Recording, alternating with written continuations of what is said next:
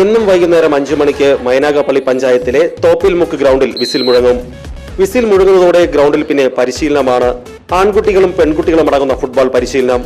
മധ്യവേനൽ അവധിക്കാലത്ത് സംസ്ഥാനത്തെ വിവിധ ക്ലബ്ബുകൾ ഇത്തരം പരിശീലനങ്ങൾ സംഘടിപ്പിക്കാറുണ്ടെങ്കിലും അവധിക്കാലം കഴിയുന്നതോടെ അവയിൽ നിന്നു പോകാറുണ്ട്.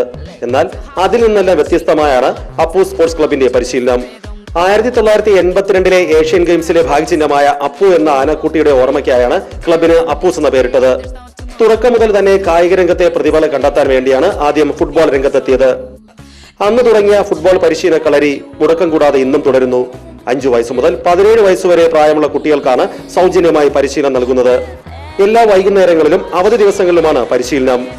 എല്ലാത്തിനും ചുക്കാൻ പിടിക്കാൻ മുഖ്യ പരിശീലകരായ PK ചക്രവാണിയും അനിൽ സീവർ മുൻപിൽ തന്നെയുണ്ട്. കേരള പോലീസിന് വേണ്ടി ജേഴ്സി അണിഞ്ഞ രാധാകൃഷ്ണ പിള്ളയുടെ മേൽനോട്ടത്തിലാണ് പരിശീലനം. ഗ്രാസ് റൂട്ട് ട്രെയിനിങ് വളരെ ചെറുപ്പത്തിലെ കുട്ടികളെ കണ്ടെത്തി നല്ല രീതിയിലുള്ള പരിശീലനം കൊടുത്തുകൊണ്ടിരിക്കുകയാണ്. ഞങ്ങൾ ശാസ്ത്രീയമായ രീതിയിലാണ് ചെയ്തുകൊണ്ടിരിക്കുന്നത്. വിദേശ പരിശീലകർ വരെ ഈ ഗ്രൗണ്ടിൽ വന്ന് ഇവർക്ക് ട്രെയിനിങ് കൊടുത്തിട്ടുണ്ട്.